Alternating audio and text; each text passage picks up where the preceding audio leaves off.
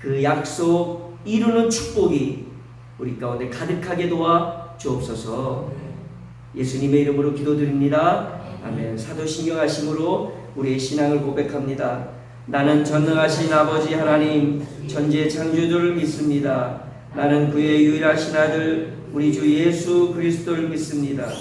그는 성령으로 잉태되어 동정녀 마리아에게서 나시고 본디오 빌라도에게 고난을 받아 십자가에 못 박혀 죽으시고 장사된 지 사흘 만에 죽은 자 가운데서 다시 살아나셨으며 하늘에 오르시어 전능하신 아버지 하나님 우편에 앉아 계시다가 거기로부터 살아있는 자와 죽은 자를 심판하러 오십니다.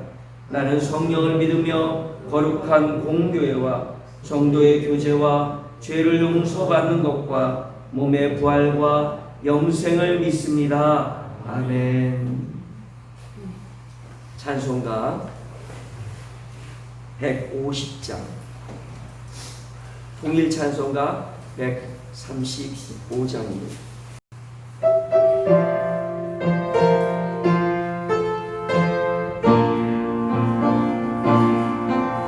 갈보리 산 위에 십자가 섰으니 주가 고난을 당한 표라.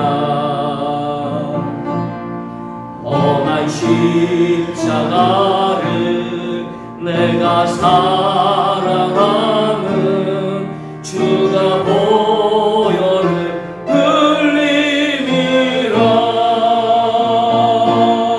최후 승리를 얻기까지 주의 십자가 사랑하니 빛난 멸류관 받기까지 험한 십자가 붙들겠네. 멸시천대 받은 주의 십자가에 나의 마음이 끌리도다. 귀한 어린 양이 세상 죄를 지고 험한 십자가 지셨도다. 최후 승리를 얻기까지 주의 십자가 평안하니 빛난 멸류관 받기까지 험한 십자가 붙들겠네. 험한 십자가에 주가 흘린 피를 믿는 마음으로 바라보니 나를 용서하고 내 죄 사하시며 주가 흘리신 보혈이라. 최후 승리를 얻기까지 주의 십자가 사랑하니 빛난 멸류관 받기까지 험한 십자가 붙들겠네. 주님 예비하신 나의 본향 집에 나를 부르신 그날에는 영광 중에 계신 우리 주와 함께 내가 죽도록 충성하리. 아멘. 최후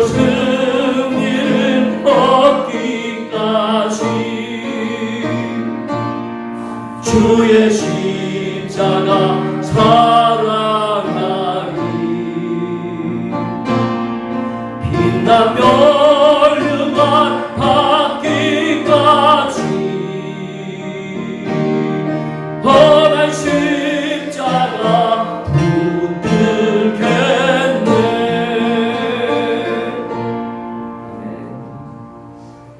오늘날 하나님의 말씀은 이사야서 53장 말씀입니다. 이사야서 53장 6절 말씀. 다 같이 읽겠습니다. 시작. 우리는 다 양 같아서 그릇 행하여 각기 제 길로 갔거늘 여호와께서는 우리 모두의 죄악을 그에게 담당시키셨도다. 아멘. 성경의 핵심 주제로 보는 말씀 노트, 오늘은 9번째 주제입니다. 성경은 모세오경도 있고 역사서도 있고 시가서도 있고 이제 앞으로 우리가 살펴볼 선지서, 예언서 이런 것들이 있죠.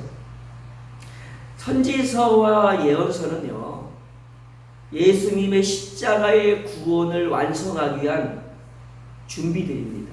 그래서 크게는 두 가지 아주 중요한 주제들이 담겨 있고요. 우리가 성경을 읽을 때 그리고 성경의 핵심을 붙잡을 때 이 두 가지는 결코 빼놓아서는 안 될 주제입니다. 그 중에 하나 오늘 주제를 살펴볼 건데요. 고난당하는 종이라는 제목을 가지고 여러분과 함께 성경의 핵심 주제가 무엇인지, 그것이 또 우리의 삶 속에는 어떻게 이해가 되어야 되는지를 살펴보려고 합니다. 먼저 고난당하는 종이라는 주제가 나타나게 된 그 시대적 상황을 간단하게 살펴볼게요. 여로보암의 폭정으로 말미암아 솔로몬의 아들이죠. 이스라엘이 둘로 갈라집니다. 10지파가 있는 북이스라엘과 여로보암이 다스리게 되죠. 남지파, 유다 왕국 이렇게 둘로 갈라져. 근데 문제가 발생하기 시작합니다. 사실 여로보암이 처음에는 의로움으로 사실은 시작했어요. 백성들의 압제당함 때문에. 그런데 사람이란 것이요, 이 의로움으로 시작됐지만 어쩔 수 없는 욕심이 있습니다. 그게 뭐냐면 제사를 드려야 되지 않습니까? 하나님의 율법의 말씀을 지키고 속죄 제사를 드리려면 예루살렘 성전으로 가야 돼요. 근데 문제는 10지파를 딱 땡겨서 2개 왕국을 세웠는데 매년 그리고 매번마다 무슨 죄의 문제들 이런 거 있을 때마다 어디로 가야 돼요? 남왕국 유다 왕국으로 가야 됩니다. 그러니 생각해 보세요. 르호보암이 이제 10지파를 모았는데 매번 유다 왕국으로 내려갑니다. 그러면 자칫하면 자신의 왕국을 뺏길 위기에 처해요. 그래서 선택한 것이 우리가 이중호 목사님 통해서 배우는 참 비참한 북이스라엘의 역사를 시작하는 계기가 됩니다. 자신의 왕국 잃어버리지 않으려고 선택한 게 뭐냐면 예루살렘 성전에 못 가게 하려고 북쪽으로는 단을 세우고 단에, 남쪽으로는 베델에 산당을 세우는데 이게 우상 숭배를 하는 것이 주된 역할이 되는 산당이 세워집니다. 그리고 하나님의 율법과 완전히 어긋난 레위 지파가 다 남쪽에 있으니까 그냥 아무나 갖다 막 제사장을 세워버려요. 그리고 이스라엘의 역사는 그때부터 우상 숭배를 하는 왕국으로 점쳐집니다. 그들의 삶은 죄와 타락, 하나님에 대한 불순종으로 점철된 역사로 갈 수밖에 없었던 거예요. 첫 단추가 잘못됐습니다. 너무너무 잘못됐습니다. 자신의 왕국이 그까짓 게 뭐라고, 그거 지키려고 하나님의 말씀을 저버리는 가슴 아픈 모습을 봅니다. 근데요, 남유다도 사정이 만만치 않습니다. 레위기 25장 1절부터 7절을 쭉 보면요, 하나님의 율법 중에 안식년 있잖아요. 7년에 한 번씩 쉬게 하는 안식년을 70회 이상, 적어도 70번 이상을 어기는 기사가 나와요. 그렇게 이제 성경이 쓰여져 있습니다.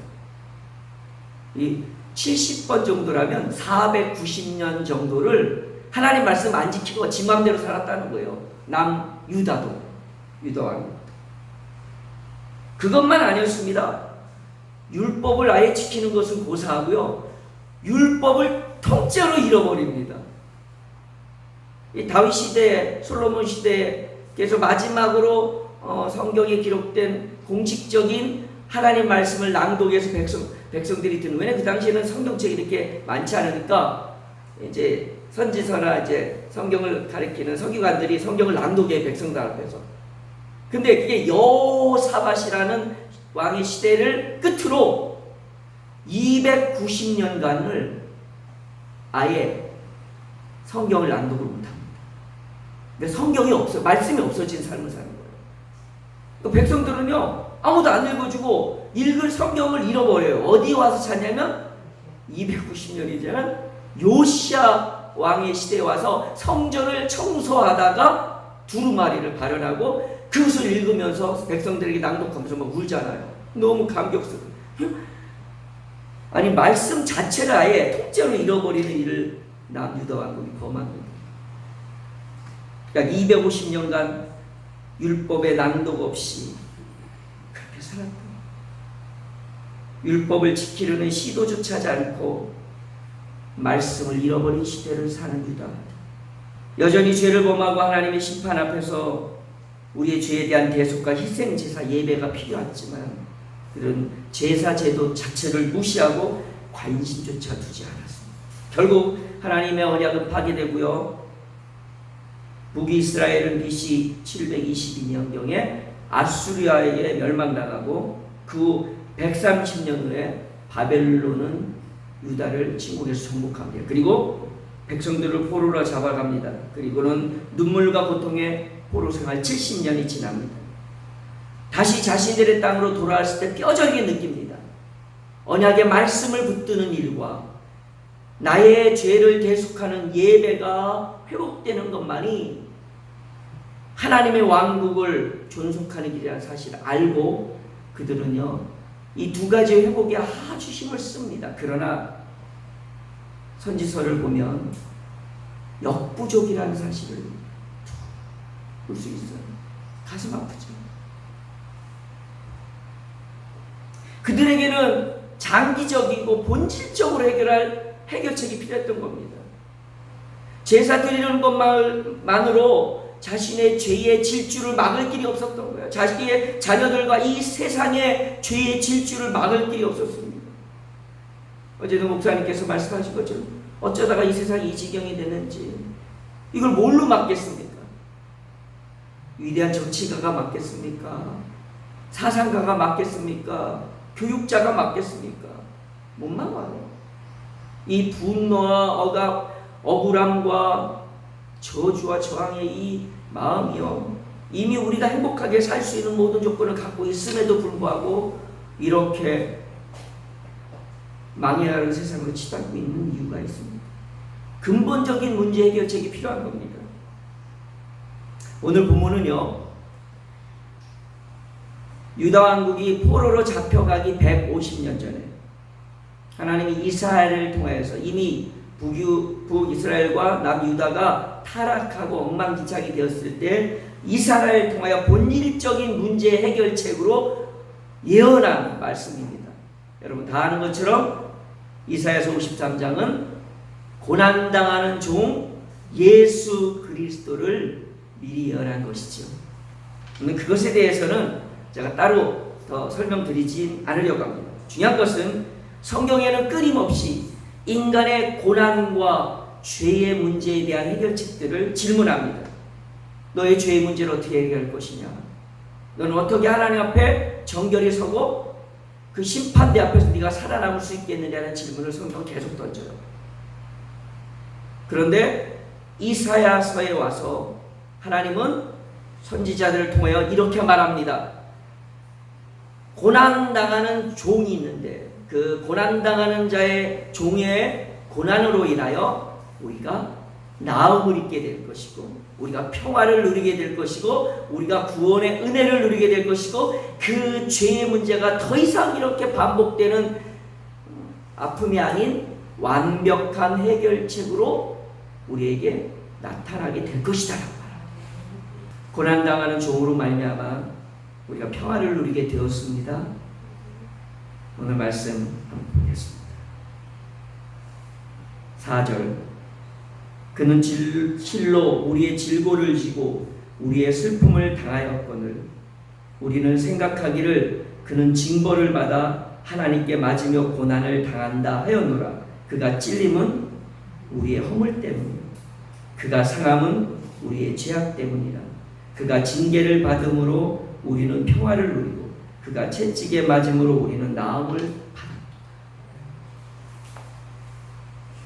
누군가가 고난 당하는 것으로 인해서 우리가 나음을 입을 수 있는 겁니다.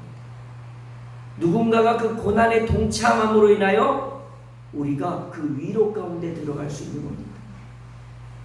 누군가가 그 고난을 달게 받음으로 하나님의 일을 성취할 수 있는 겁니다. 하나님이 창조하신 세상의 원리 중에 가슴 아픈 원리가 하나 있어요. 근데 좀 우리의 생각을 바꾸면 결코 가슴 아프지 않습니다. 그건 뭐냐면 십자가. 또 다른 말로 하면 고난입니다. 그래서 오늘 남은 한 몇 분 정도 하고요. 내일 이 고난의 원리가 우리의 삶을 어떻게 윤택하게 만들고 영광스럽게 만드는지를 살펴보려고 합니다. 성경 말씀을. 너무 많은 성경 구절이 있고요. 너무 많은 핵심의 내용들이 이 고난과 합쳐져 있습니다. 우리가 잘 아는 거죠. 시편 119편 67절 고난당하기 전에는 내가 그릇 행하였더니 이제는 주의 말씀을 지킵니다. 그럼 아까 말씀했잖아요. 말씀 붙들어야 되고 예배 붙들어야 되는데 이거 잃어버렸기 때문에 이스라엘이 이렇게 피폐한 삶을 살았다고요. 근데요, 그 말씀을 지키는 힘이 고난에 있습니다. 하나님의 창조의 세상은요, 고난 속에 건강해집니다. 고난 속에 성장합니다. 나무가 성장하는 것은 고난이 없이는 성장을 안 합니다. 고난이 없이는 열매를 맺지 않습니다. 제가 화초를 좋아하는데요, 화초의 상당수가요, 환경을 좋게 만들면요, 꽃을 안 피고 열매를 잘 안 맺습니다. 이게요, 좀 척박한 환경에 내놓고요, 막 바람도 막 쐬이고 이렇게 해야 잎도 빨개지고 새끼를 치기도 하고, 왜? 야, 이러다 내가 죽겠구나. 빨리 번식을 해서 내 후대를 남겨야지 그러고요. 막 열심히 활동을 합니다.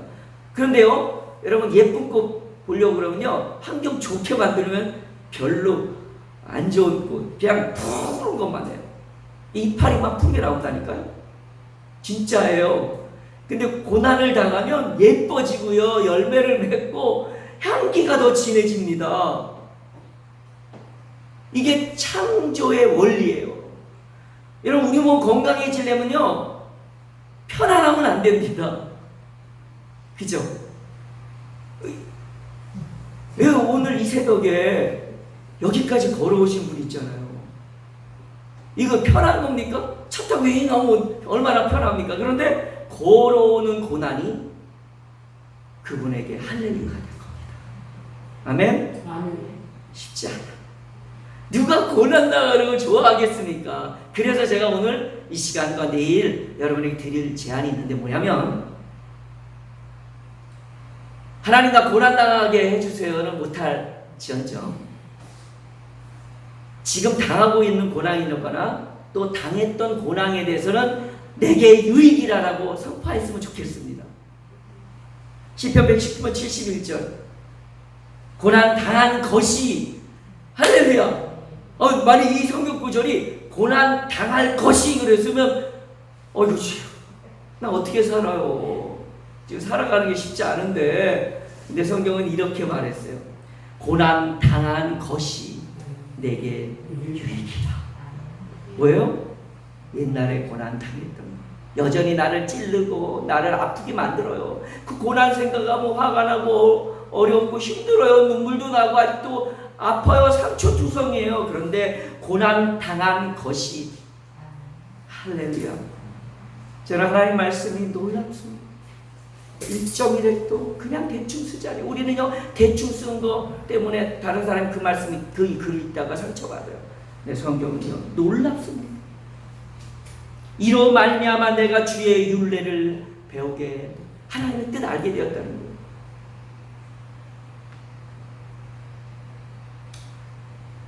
제가 함께 목회했던 황성주 박사가 낸 책의 제목이 이거예요. 스트레스는 인생의 양념이다. 이 책 제목이에요. 그 책 내용 안에 성경 구절 막 인용해서 다 넣었는데 하나님의 사람이 되려면 크리스찬 서적이거든요. 고난 앞에 설 줄 알아야 된다.